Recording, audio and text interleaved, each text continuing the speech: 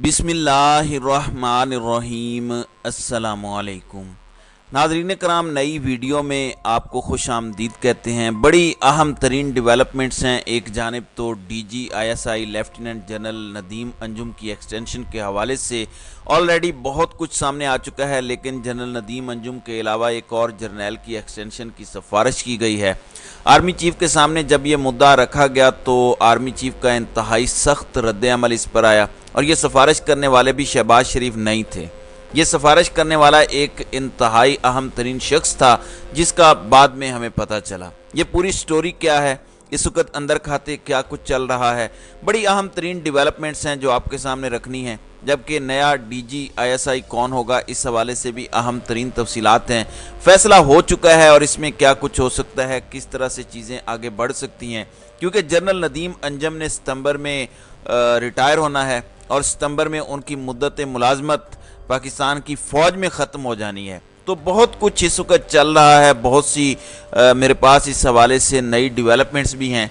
जबकि हुकूमत के ख़िलाफ़ एक बड़ी चार्जशीट आ चुकी है, और इसके साथ ही साथ क्या इमरान खान के लिए फ़ौज की पॉलिसी जो आहनी हाथों से निपटना था, जो ज़ीरो टॉलरेंस की पॉलिसी थी, उसमें कोई लचक आती नहीं दिखाई दे रही। क्या वो पॉलिसी तब्दील हो चुकी है या फिर उसे ब्रेक्स लग चुकी हैं?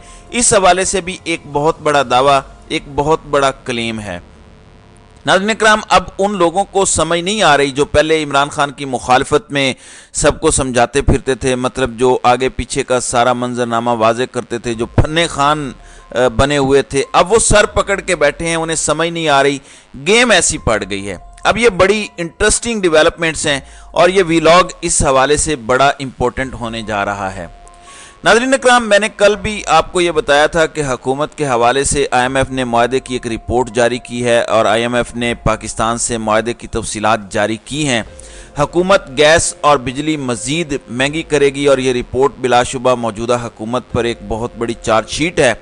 अब वाज़ेह हो चुका है कि जिस चीज़ को हुकूमत कामयाबी करार देती रही, दरअसल वो हुकूमत की नाकामी का मुँह बोलता सबूत था। ये स्टैंड बाय मुआहदे के हवाले से चीज़ें सामने आई हैं।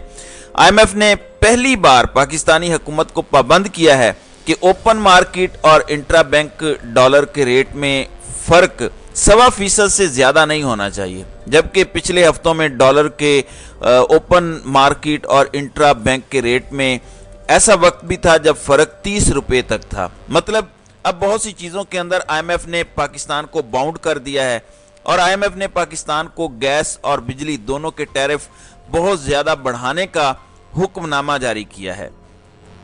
IMF ने ये तफसीलात रिलीज़ की हैं, एंड आई पर्सनली थिंक कि ये एक सरेंडर एग्रीमेंट है मौजूदा हुकूमत की जानिब से, PDM की कोलिशन हुकूमत की जानिब से।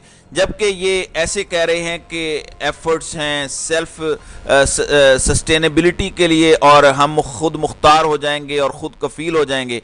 ऐसा कुछ भी नहीं है। अगर आप ये पूरी IMF की रिपोर्ट पढ़ें तो आई पर्सनली थिंक कि इससे बड़ा सरेंडर हो ही नहीं सकता। और पहली मर्तबा बहुत सी ऐसी चीज़ें हुई हैं जो इससे पहले पाकिस्तान ने कभी भी IMF की नहीं मानी, वो भी पाकिस्तान से मनवाई गई हैं, बड़े धड़ल्ले से मनवाई गई हैं। अब देखना यह है कि इसका नतीजा क्या निकलता है, क्योंकि अभी तक जो हम चीज़ों को देख रहे हैं, इस हुकूमत ने अच्छा खासा तबाह किया है। मतलब इससे ज़्यादा ख़राब ये कर नहीं सकते थे। मतलब रत्ती बराबर भी अगर इकोनॉमिक फ्रंट पे इस हुकूमत की कोई अचीवमेंट है, उसका क्रेडिट भी दरअसल आर्मी चीफ को जाता है। इन्होंने बेड़ा गर्क करने में कोई कसर नहीं छोड़ी, और पता नहीं देखने वालों को क्या नहीं समझ आ रही। ऑल्दो हम ये तो सुनते ही हैं कि मईशत को लेके बहुत कंसर्न्ड हैं, लेकिन मईशत के साथ इन्होंने क्या क्या खिलवाड़ किया है, किस तरह से IMF का तजर्बा हुआ, वो हमारे सामने है। फिर ये कहते हैं कि आप ज़्यादा सख्त बोल जाते हैं। जो देखता हूँ वही बोलने का आदी हूँ। मैं अपने शहर का सबसे बड़ा फसादी हूँ। भाई, जो नज़र आ रहा है वही बोलूँगा ना। जिनको रात तो नहीं कहेंगे, जुल्मत को ज़िया तो नहीं कहेंगे, बंदे को खुदा तो नहीं कहेंगे। पाकिस्तान के साथ हमारी वफादारी है। पाकिस्तान का भला करो, आपको दोनों हाथों से सल्यूट मारेंगे। नाज़रीन इकराम, दूसरी जानिब एक सहाफ़ी हैं हसन अयूब। गुज़श्ता कुछ महीनों के अंदर जिस तरह से वो ताकतवर हलकों के खुद साख्ता तर्जुमान बन के उभरे हैं, यानी आप कह लें कि वो सहाफ़ियों के फैसल वाडा हैं। हसन अयूब के दावे बिल्कुल उस तरह से हैं जिस तरह फैसल वाडा बहुत कॉन्फिडेंट के हो के बताते हैं कि ताकतवर हल्के ये कर रहे हैं, ये एग्रीमेंट बनेगा, ये अरेंजमेंट बनेगा, इस तरह से चीज़ें चलेंगी। अब हसन अयूब कहते हैं कि हमें बताया गया था कि 17 जुलाई से पहले इमरान खान गिरफ्तार हो जाएंगे, लेकिन चीज़ें स्लो हो चुकी हैं, समझ नहीं आ रहा कि ऐसा क्यों है और असल में हो क्या रहा है। मतलब ये पहली दफ़ा है, इससे शायद इन चीज़ों को तक़वियत मिल रही है कि एक तो ताकतवर हलकों के साथ हुकूमत के अपने मामलात कुछ चीज़ों पर ख़राब हो चुके हैं, वहीं इमरान खान के हवाले से कुछ चीज़ों में ब्रेक लगाई गई है। जिस तरह से हम बताते रहे हैं आपको कि इमरान खान की गिरफ्तारी के प्लान को ब्रेक लगवाई गई, वो बिल्कुल प्लान था, टीम बन चुकी थी, सब कुछ था। इन्होंने भी ये कहा और अपनी फ्रस्ट्रेशन का इजहार किया हसन अयूब ने कि केसेस भी इमरान खान के चाहे तोशा खाना हो या दीगर, वो बड़े स्लो हो गए हैं। अचानक हर चीज़ बहुत स्लो हो गई है और बहुत ज़्यादा आराम से चीज़ें चल रही हैं।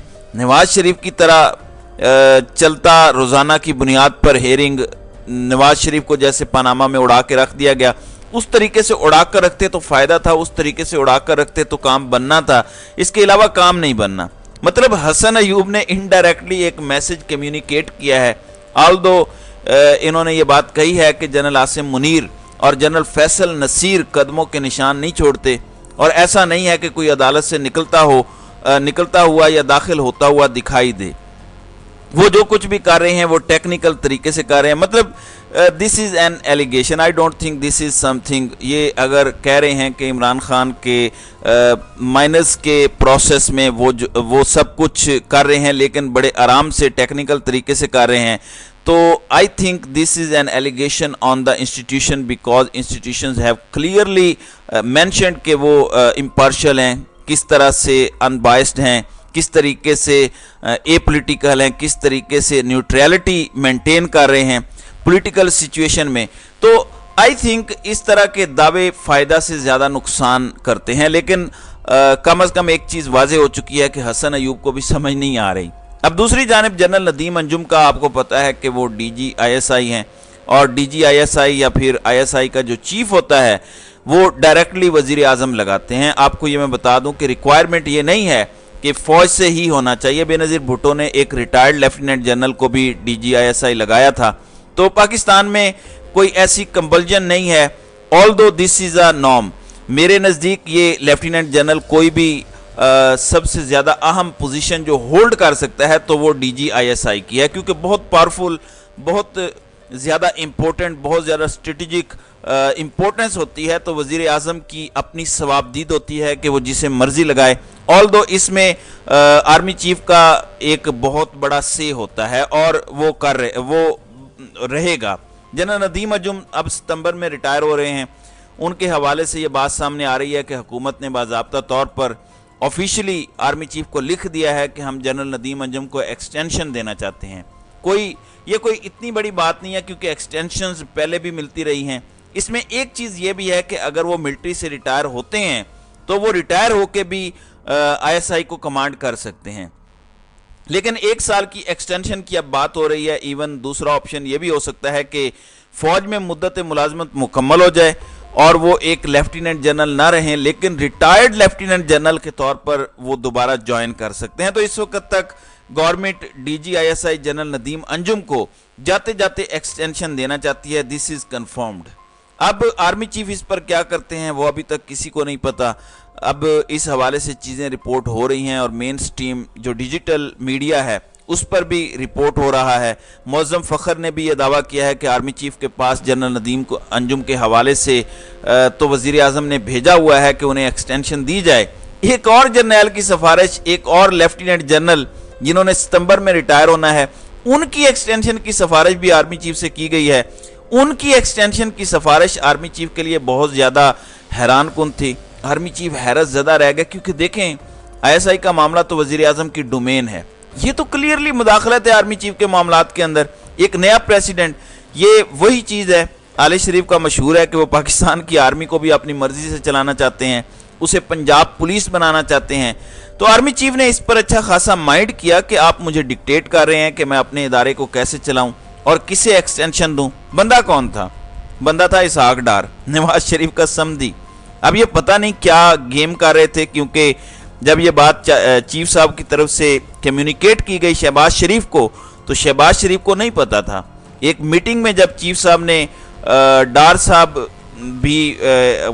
चीफ साहब ने कहा कि डार साहब भी एक एक्सटेंशन मांगने आए हैं, किसी की सिफारिश करने आए हैं, अगरचे आर्मी चीफ ने उनकी बोलती बंद करा दी, तो शहबाज शरीफ के हवाले से ये चीज़ सामने आई कि शहबाज शरीफ ने कहा कि मुझे तो नहीं पता।